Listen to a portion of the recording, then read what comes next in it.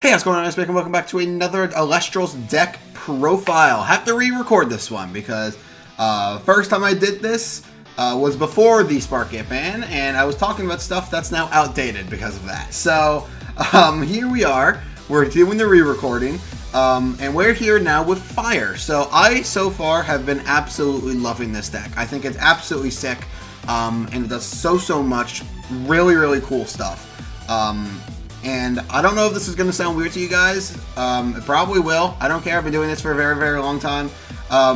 Where I don't essentially, honestly, this might sound sad to you guys, but since I don't really have that many like real life friends that play these card games like Yu-Gi-Oh! And Elestrals, a lot of the times I will just sit down and play both decks against each other, and I will be controlling both decks. You might question how that works. It kind of does, it kind of doesn't. I kind of just assume stuff about the other deck and like what is a good play, what's not a good play. I don't know. It sounds weird, but it's something I tend to do just so that I can actually play these games. However, doing that, I actually did a small tournament with all the decks that I own, which I have one deck for every single element thus far. I have Fire, Water, Thunder, Earth, Wind, and Frost deck. I have one deck for every single element there. And Fire walked away victorious from that tournament. A couple of things were obviously different. Obviously, Thunder Nexus still had Sparkit when I did that tournament and stuff like that. But even with that, Thunder Nexus only got second place. It actually fell to Fire 3 times that tournament in 3 different clashes. And just to add to that, the finals, actually the top 4 is what I did, were best of 3. Everything else was just best of 1, just so that I wasn't there forever. And Fire and Thunder Nexus played against each other 3 total clashes, and Fire walked away with every single one. Fire actually did not lose a single clash throughout the entire tournament. They went a grand total of 9-0 throughout the entire tournament. They beat Fruit 3 times, Thunder Nexus 3 times, they beat Water, they beat Frost Nexus, and they beat Wind Toolbox. All that, they beat them all. They won 9 times in a row, essentially. This deck won 9 times in a row. So I think it's very powerful. Obviously, there's some bias there because, well, I guess that's not necessarily bias, but there's some like weirdness there since I was playing against myself, not against an actual person and all that. So take that with a grain of salt. I'm not saying this is the best deck or anything. I think it's actually kind of far from it, but I think this has a lot of potential, and it does so much. This deck has rune control, it has Elestrals control, it has burn in it. This deck just has every single form of like removal, control, whatever on earth you want to say, and I think it's just so cool. So without further ado, let's get straight on into the deck, guys. So starting things off with the Elestrals, we are playing 3 copies of Kinleo. This card is insane. This card is crazy for the deck. Nexus 2, target and destroy an Elestral. It's just, it's unbelievable. This card does so much for the deck, and if you pair this with something like Volcanic Forge, this card can get up to 5 attack just immediately with a Volcanic Forge, which is just insane. Next up, we are playing 3 copies of Necruff. I've seen a lot of people play 2. I really like 3. Let me straighten this out for you guys, actually, just so that it looks nice and dandy. There you go. I like 3 Necruff. It's still a big beater. It burns your opponent for 1 when it destroys an Elestral in battle. It's very easy to like get that condition with it being a 5 attacker. Very powerful card. I love the big beater in this deck. Next up, we are also playing 3 copies of Lavalith. Excuse the proxies. Again, I am basically running Lavalith in like every single deck that I own. And it just so happens to be that I don't have 50 million Lavalith with which to go around, but this deck can utilize Lavalith very well. Obviously, for anyone does not know, if you've been living under a rock, this card can be normal cast with 2 Fire Spirits if your opponent has at least 2 or more Enchanting Spirits than you. And when you cast this Lavalith, you can target and destroy a rune. It's rune control, it's a big beater, you can normal cast it very easily. It's a crazy card. And next up, for the last of the Fire Elestrals, we are playing 3 copies of Comagma. I don't honestly think this card's super amazing, this deck, yet. I don't think the consistency engine of draw 1, discard 1 is super amazing, but I cannot deny that this card, when it comes up in a big way. Also, it being a 4 attacker isn't that bad, to be entirely honest. All these guys have pretty high attack with the exception of Kinleo, but Kinleo doesn't really need the high attack. It can just blow up an Elestral that I can't attack over. Comagma does give you some consistency, As of right now, I don't think it's super amazing that the fact that it discards 1 to the point where I'm tempted to drop it down to 2. However, I do think this card in Daybreak will pair well with Ash Rabbit. So once that happens, I think this card will be a lot better. But as of right now, it's not the best thing in the world. But it is still a 4-attacker. It is a card that it's a receive Elestral. It's not that bad, if we're being entirely honest. Next up, we are playing 2 copies of Smoltuga. You might question why we're only playing 2. The number one reason is deck size. We had to like cut some stuff and all that. But Smoltuga on normal cast just searches your deck for an Elestral, enchantment cost of 1 fire, and adds it to your hand. So it can search your Kinleo, it can search your Necrof, it can search your Comagma, it can search whatever on Earth you want. I just don't think necessarily we need that much consistency in a deck that realistically only needs to hit a Kinleo. So that's why I dropped it down from 3 to 2. I think 2 Smoltuga is totally fine. And lastly, we are obviously playing 3 copies of Ash Rabbit. This card is insane. It does everything. For anyone who's played Elestrals, you know what this card does. You know how insane it is, and it doesn't really require much of an explanation. This card is unbelievable in every single deck. Crazy card. There you go. So that's it for the Elestrals. Let's get into the runes. Now, the runes, I honestly think, is where there's some questionable decisions, but I'll explain every single move. First things first, we are playing 3 copies of Volcanic Forge. You might be questioning why we're playing Forge, but no Jolton. The main reason behind that is that we're not playing Stoke the Forge. We don't really need to. I really wish Stoke the Forge was a little bit better. I've been wanting to play like with a Stoke the Forge style of this deck for a while, but I just could not find the room in the deck, nor could I really justify putting it in here when Smoltuga is just straight up a better card. It does the exact same effect, and it's a 5 defense body that doesn't require you to have a Volcanic Forge. So I realistically just think Smoltuga currently is better. Maybe it will be a little bit different once we get I forget its name. The searcher for Stoke the Forge in Daybreak. I'm completely forgetting his name. Scavicle, it's Rummikul, that's it. Once we get Rummikul, maybe, because it can search Volcanic Forge and it can search your Stoke the Forge. Even then, I don't think it's going to be the most amazing thing in the world, but it might be an interesting tech card in Fire, so we'll see. I'm going to have to do some testing, and we'll see.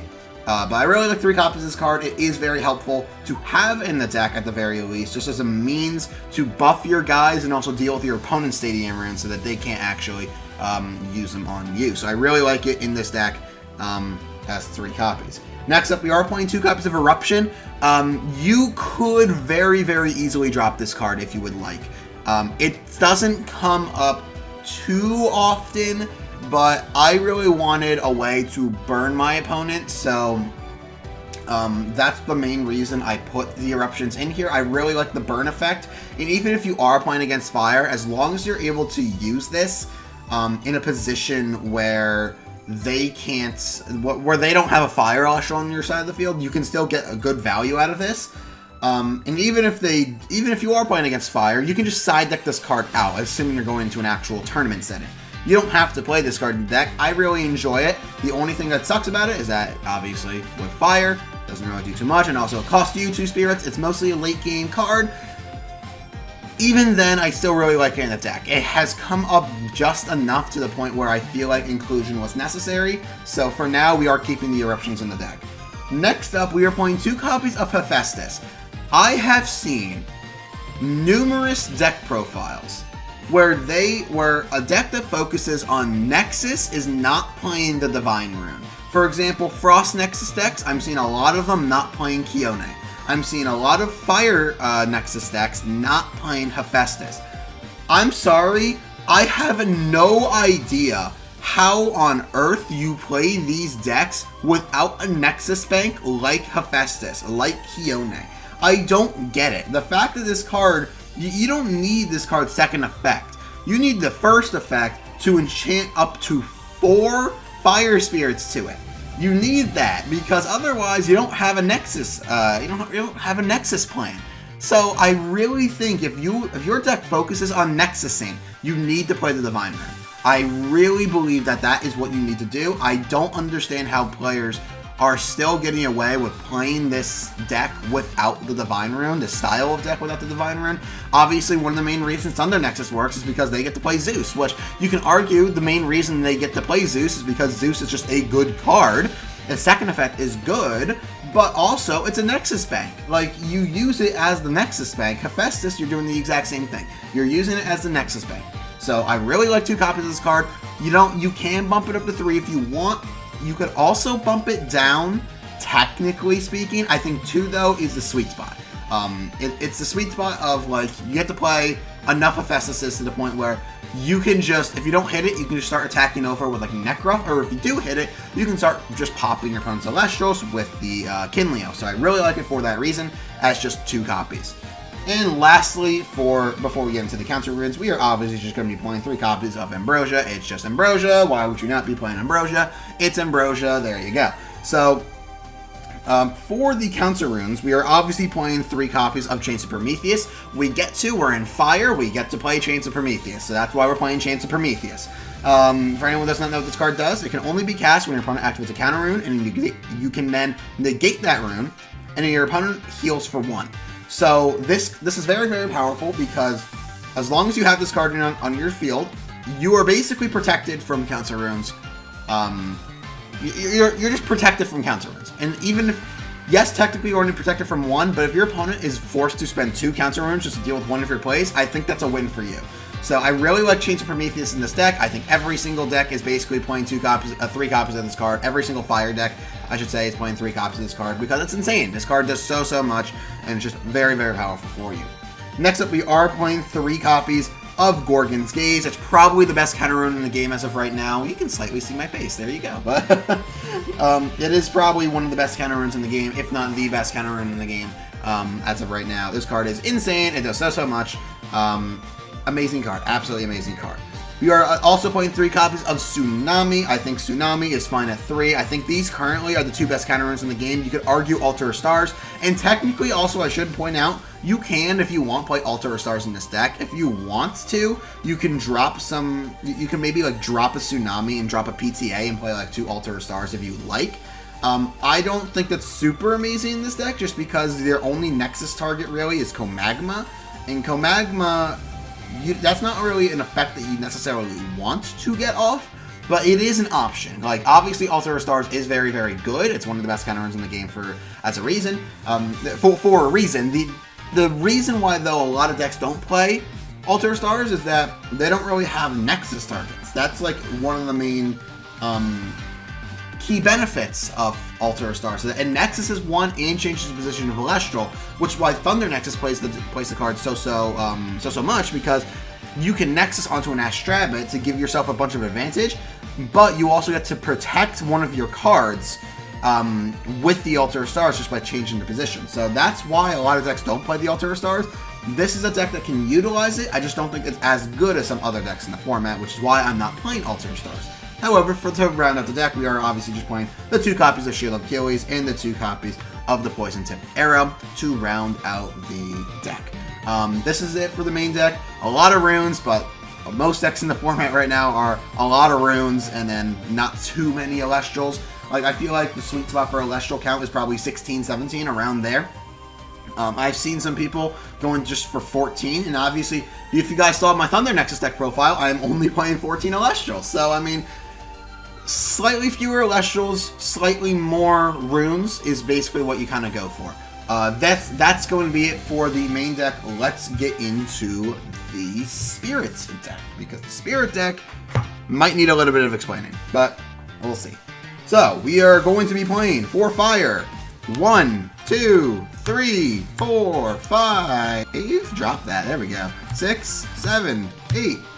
I'm dropping all the cards. Hang on. What am I doing? Where was I? 8, 9, 10, 11, 12, 13, 14, and 15. 15 fire.